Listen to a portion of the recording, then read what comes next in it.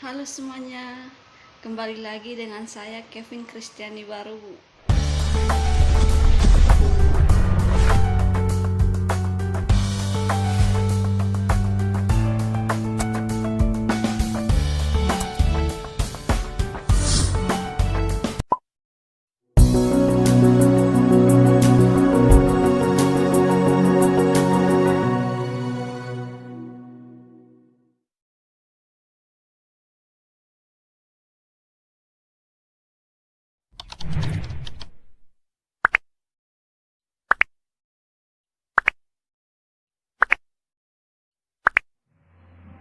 Nah, hari ini kita akan belajar mengenai perkembangan peserta didik.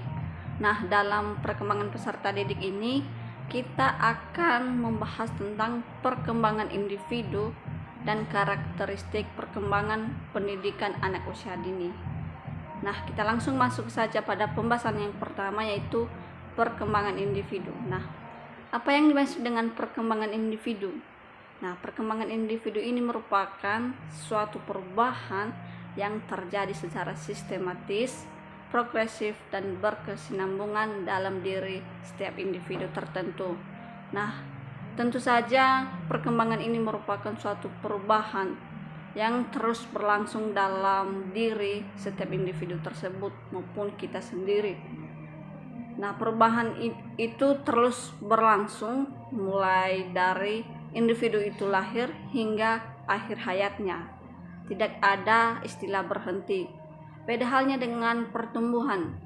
Pertumbuhan ini tidak berlangsung selama rentang kehidupan setiap manusia, namun pertumbuhan ini akan berhenti pada batas usia tertentu, misalnya pada ukuran fisik manusia. Nah, tentu saja perubahan tinggi badan atau tambahan tinggi badan setiap individu tertentu itu mempunyai batas sesuai dengan batas usia setiap individu. Misalnya saja perempuan ketika sudah memasuki usia 18 tahun atau 19 tahun, tentu saja pertambahan ukuran fisik tersebut itu akan terhenti.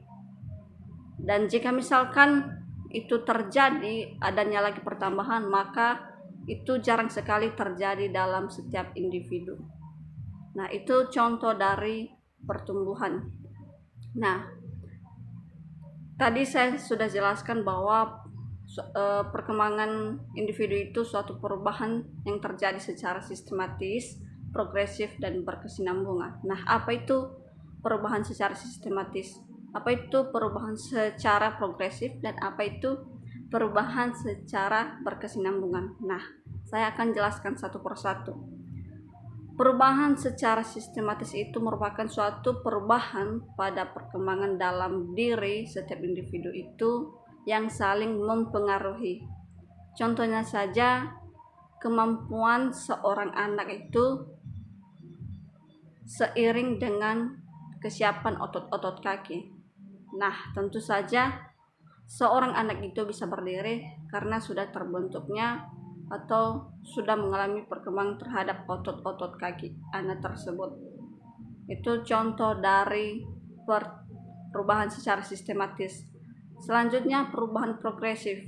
Nah, perubahan progresif ini merupakan suatu perubahan yang terjadi yang terus maju, meningkat, dan meluas, baik itu fisik maupun psikis. Contohnya saja pada perubahan proporsi dan ukuran fisik setiap manusia, dari pendek ke yang tinggi, dari kecil sampai besar. Itu merupakan suatu perubahan secara progresif.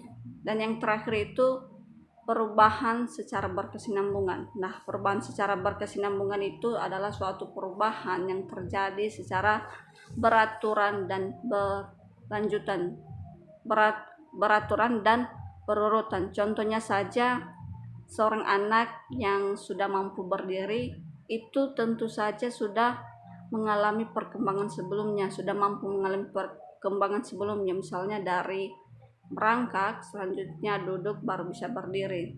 Nah, itu merupakan suatu perubahan yang terjadi secara berurutan, mulai dari merangkak, duduk, dan berdiri.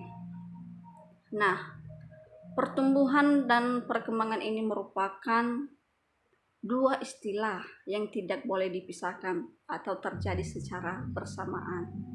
Nah, setiap individu tertentu itu mempunyai pertumbuhan dan perkembangan yang berbeda-beda. Itu disebabkan karena beberapa faktor. Bisa dari faktor biologis, bisa dari faktor genetik, dan bisa dari faktor lingkungan. Nah, faktor biologis itu adalah faktor dari bawaan sejak lahir.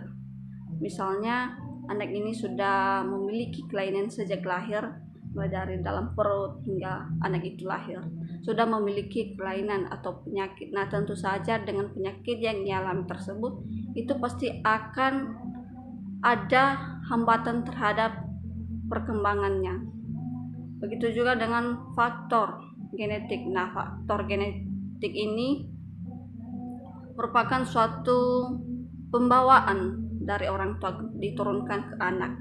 Misalnya, orang tua anak tersebut memiliki bakat atau kemampuan dalam bidang seni, olahraga, ataupun bakat lainnya, pasti kemungkinan besar itu akan diturunkan ke anaknya. Nah, faktor dari lingkungan. Lingkungan ini bisa dari keluarga, bisa dari lingkungan masyarakat, dan bisa dari dalam lingkup pendidikan. Nah, itu yang membedakan antara individu satu dengan individu lainnya, berbeda-beda perkembangan yang mereka alami. Sekalipun anak tersebut memiliki saudara kembar, tapi tidak memiliki perkembangan yang sama. Nah, itu penjelasan tentang perkembangan individu. Selanjutnya itu karakteristik perkembangan pendidikan anak usia dini. Nah, sebelumnya kita tahu apa itu pendidikan anak usia dini.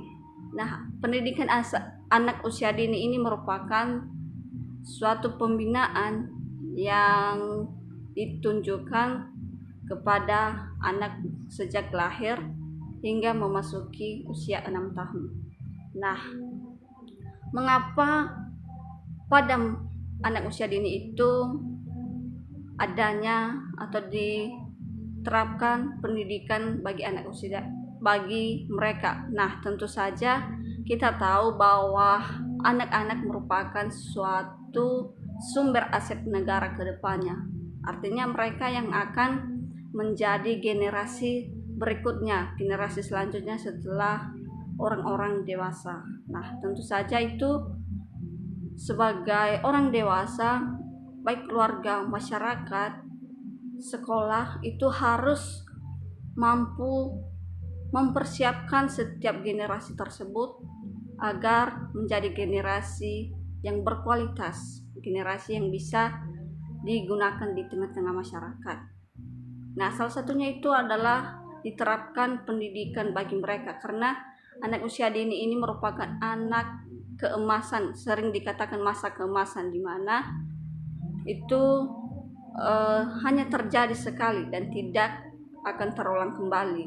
Nah, tentu saja ini merupakan suatu kesempatan yang sangat baik untuk kita, seorang guru, keluarga maupun lingkungan sekitarnya, untuk membina anak tersebut agar tumbuh kembangnya bisa optimal, sehingga dia bisa menjadi anak yang menjadi manusia yang utuh dan bisa menjadi manusia yang bisa digunakan di tengah-tengah masyarakat, terampil, cerdas, dan lain sebagainya. Nah, itu merupakan suatu tujuan mengapa pendidikan itu perlu diterapkan pada anak usia dini. Dan ada juga alasan karena pada masa anak usia dini ini merupakan masa di mana mereka sangat sensitif. Sensitif maksudnya ini adalah di mana setiap stimulus-stimulus yang terjadi kepada mereka mudah menerima tanpa mengetahui sebabnya apa, baik itu disengaja maupun tidak disengaja. mereka mudah menerima setiap stimulus-stimulus yang terjadi. Jadi kita harus memberikan stimulus yang memang memberikan manfaat bagi anak tersebut supaya tahap proses perkembangannya itu optimal. Nah, itu saja yang menjadi penjelasan dari saya. Setiap kekurangan kata-kata dan yang kurang dipahami mohon dimaafkan dan dimaklumi. Terima kasih.